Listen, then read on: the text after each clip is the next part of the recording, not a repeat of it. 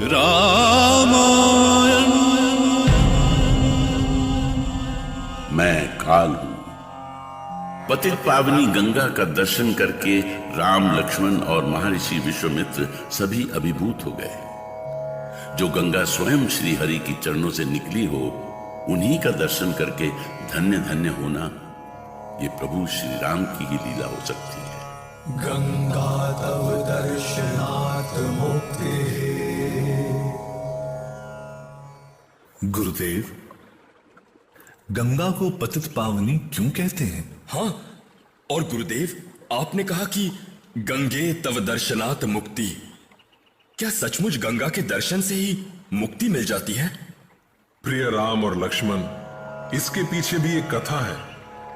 ऋषि बैठ तब कथा बताई, राम लखन सुनी ध्यान लगाई। बहुत पहले की बात है। अयोध्या में सगर नाम से प्रसिद्ध एक धर्मात्मा राज्य करते थे। उन्हें कोई पुत्र नहीं था और वे एक पुत्र के लिए सदा चिंतित रहते थे। क्या ये घटना हमारे ही कुल की है गुरुदेव? हाँ राम, राजा सगर रघुकुल के बहुत प्रतापी राजा थे। पुत्र पाने के लिए राजा सगर अपनी दोनों पत्नियों केशनी और सुमति के साथ हिमालय पर्वत पर महात्मा भृगु की तपस्या करने लगे। ओम भृगवे नमः। ओम भृगवे नमः। ओम भृगवे नमः। महाराज, हम आपकी घोर साधना से प्रसन्न हुए। बोलिए, क्या वरदान चाहते हैं आप? बस एक ही कामना है। इतना बड़ा साम्राज्य होते हुए भी हमारा कोई उत्तराधिकारी नहीं है। बस आपके आशीर्वाद से यदि संतान की प्राप्ति हो जाए तो बड़ी कृपा होती। महाराज, आपको आपकी पहली पत्नी से एक पुत्र और दूसरी पत्नी से 60,000 पुत्र पैदा होंगे। हे महर्षि भृगुदेव, हम धन्य हुए, हम धन्य हुए। इसी प्रकार महात्मा भृगु के वरदान से राजा सगर को पुत्र पैदा हुए। कुछ समय बाद राजा सगर के मन में यज्ञ करने की इच्छा हुई और उन्होंने यज्ञ का आयोजन किया।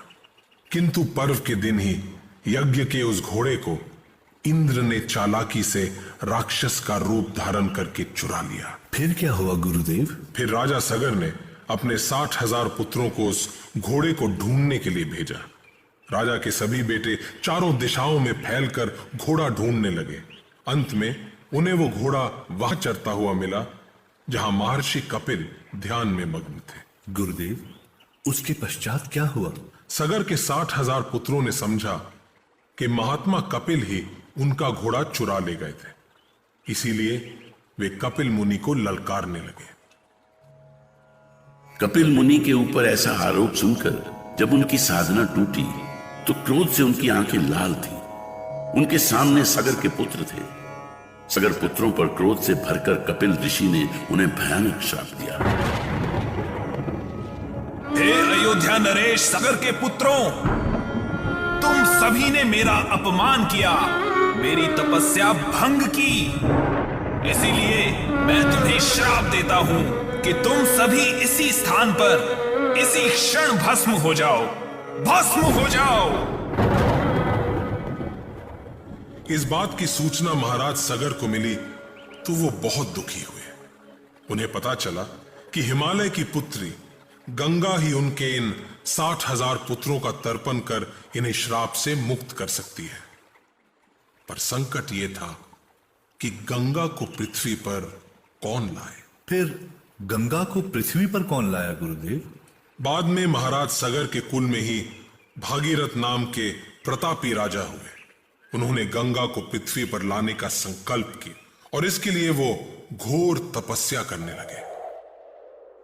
ओम गंगा देवाय नमः। ओम गंगा देवाय नमः। ओम गंगा देवाय नमः। वो 1000 वर्ष तक तपस्या करते रहे और अंत में गंगा प्रकट हुई।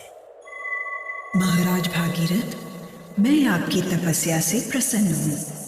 बोलिए, आपकी क्या कामना है? देवी, हमारे 60,000 पुरखे कपिल मुनि के श्राप से भस्म हो गए हैं। आपका स्पर्श ही उन्हें मुक्ति दिला सकता है। इसलिए मेरी प्रार्थना है कि आप पृथ्वी पर अवतरित होकर उनको शाप मुक्त कराएं देवी। महाराज, मैं तो पृथ्वी पर उतर सकती हूँ, लेकिन मेरे वेग को केवल महादेव शिव ही संभाल सकते हैं। इसलिए आप महादेव को प्रसन्न करिए। भागीरथ ने फिर महादेव को प्रसन्न किया और महादेव गंगा को अपनी जटा में संभालने के लिए तैयार हो गए और पतित पावनी गंगा पृथ्वी की ओर चल पड़ी। गंगा तव दर्शनात् मुक्ते। और पावन गंगा ने भागीरथ के 60,000 पुत्रों का उद्धार किया। भागीरथ गंगा को पृथ्वी पर लाए थे, इसीलिए गंगा को भागीरथ भी कहते हैं। गुरुदेव, ये हमारा सौभाग्य है कि आपकी कृपा से हमें भी पावन गंगा के दर्शन हुए।